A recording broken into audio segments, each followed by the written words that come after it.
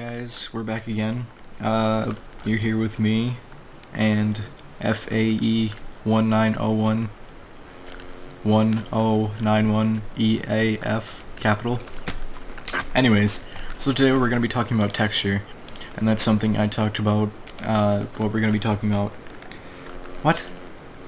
That's something I said we were going to be talking about in the last episode. So that's what we're going to do. Last episode we went over colors, and that's also very important when you're dealing with texture. So for example, again, we have the red sand and the red stained clay. We have a smooth texture here and a very rough texture right here.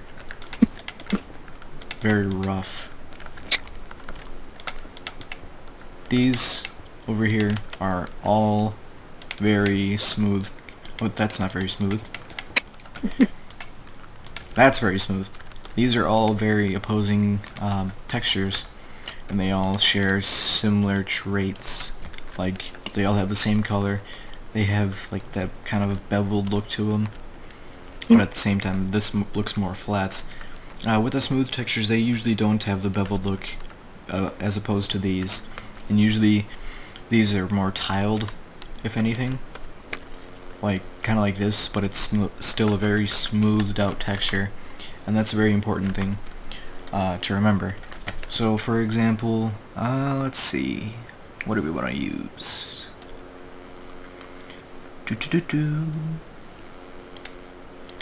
Alright, let's grab some quartz. Let's just use everything white. It's not funny. Okay.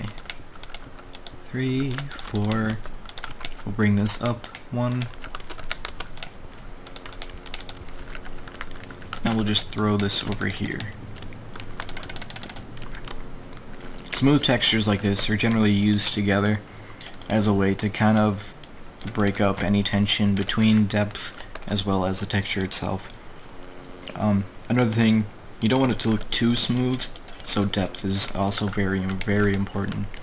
Like with this, it brings itself inward like this, while it's still smooth looking, and it's kind of nice looking, but at the same time, it's not something that's always what you want to go with.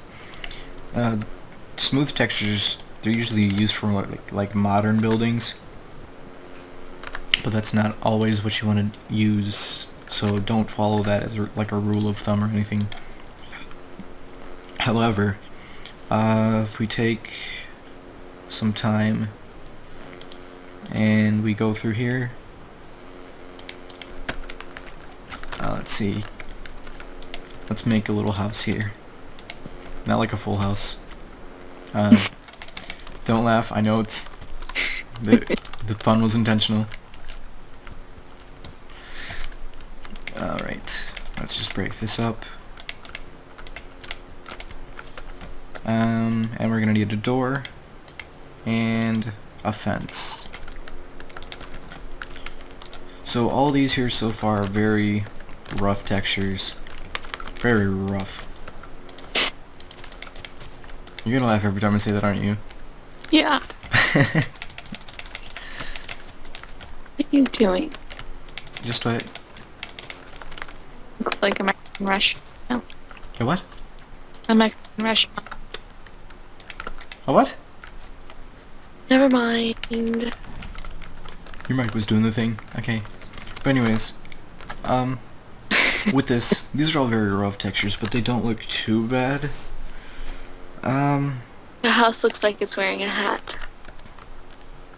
This is a more complex way to use rough textures. It's not like the worst thing in the world to just kind of throw in there sometimes, but it doesn't make too much of a difference.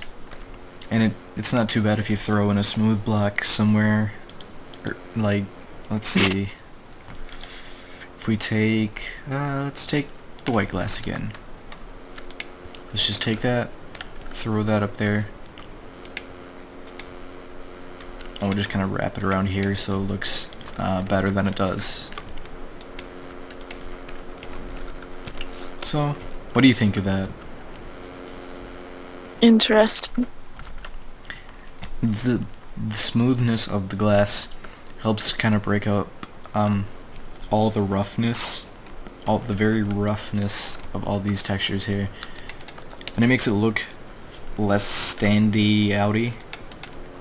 Less Yeah. standy outy. Yep. It doesn't stand out as much, but with all these different kinds of textures here, it's gonna stand out way too much, and that's not what you want. And you also don't want it to be super smooth, because then it's not gonna look very natural.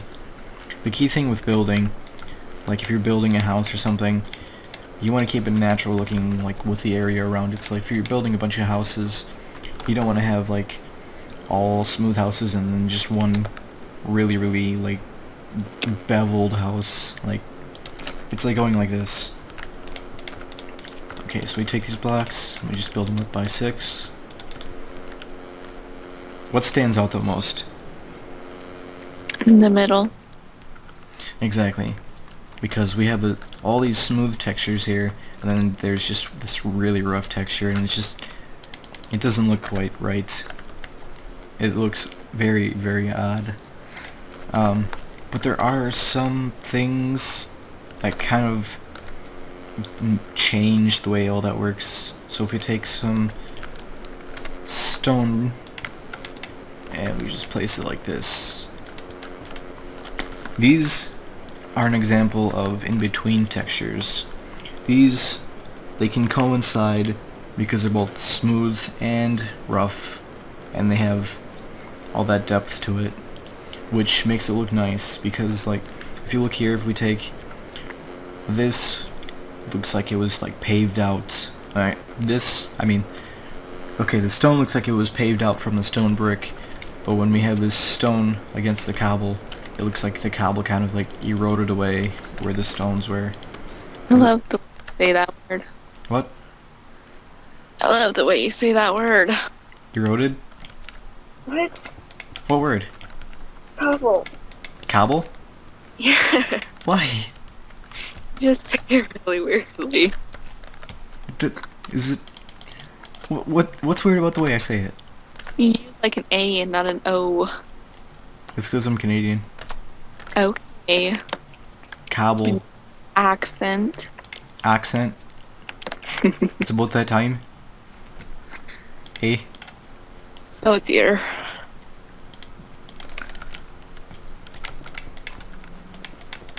Alright.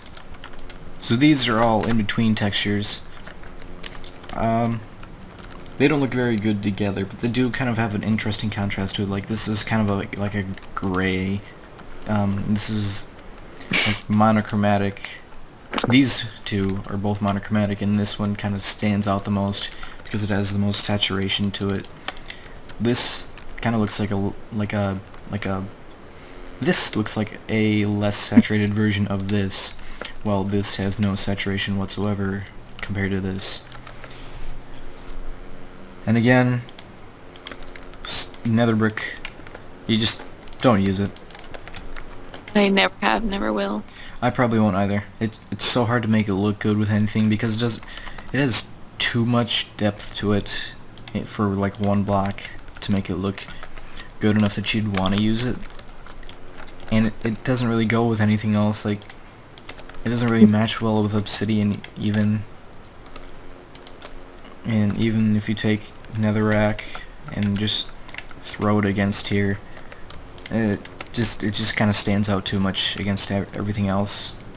This one has way too many colors in it. Netherrack? Yeah. If you look closely, I want you to notice something. Do you see it? That they're the same thing. Netherrack and cobblestone are actually the same texture.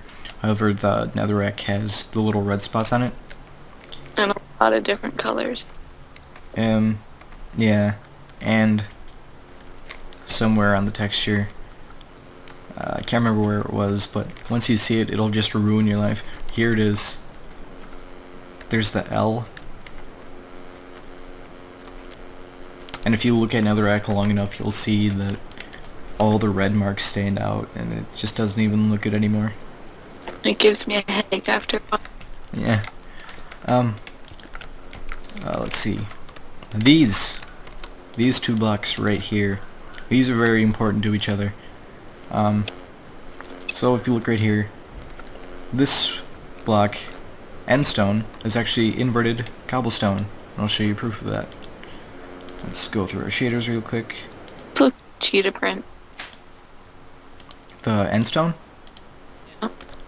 Okay, so we're in the inverted shader right now, and currently the end stone looks like cobblestone, and the cobblestone looks like end stone, because that's the way they made that texture. It's all inverted. And if we look at the sky, and we blow a kiss to it, everything is inverted. Inverted colors are something you also want to watch out for when you're working with texture, like, because we have this here and this here, and it just doesn't look right. Nothing really looks right. Like, this actually doesn't look too bad inverted, but if we look at the red sand, it doesn't match like it used to. It looks really like blue, and these are all kind of grays, and it just doesn't look the same, and it doesn't look as good. So let's go back through our shaders and get back to normal. Oh my goodness, there's just so many shaders. I think we're back to normal now? Okay, perfect. But yes, there are in-between textures. It makes it easier to transition between smooth and rough textures. And I'd have to say that's probably about it for that. So with that being said, we're gonna end the episode. Why did you have sponge? I was just looking at it. Actually, before we end the episode, I don't know what they're for. there's something I need to talk about. Sponge, they used to, in Minecraft Classic, they used to, like, they would soak up 5x5 of water, so it would just all be air blocks around it. Now they don't do anything. Not.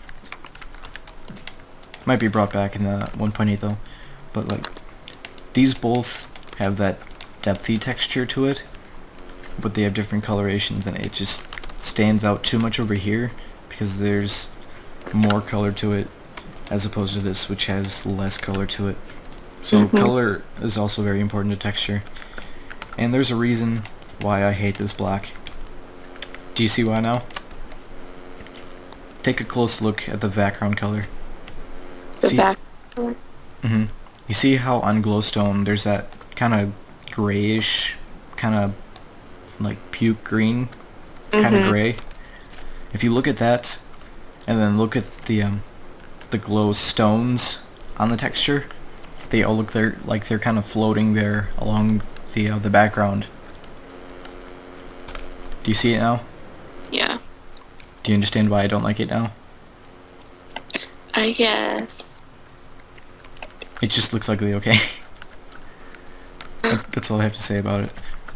It just stands out way too much as opposed to the background, and there's also no like shading on the black or anything to help break that up. So there's your explanation on that little do and don't from the first episode way back over there. With all that being said, it's time to end the episode. Thank you guys for watching. Do you have anything to say? No. Subscribe to ZeroHour and like his videos. Okay, thanks. Goodbye.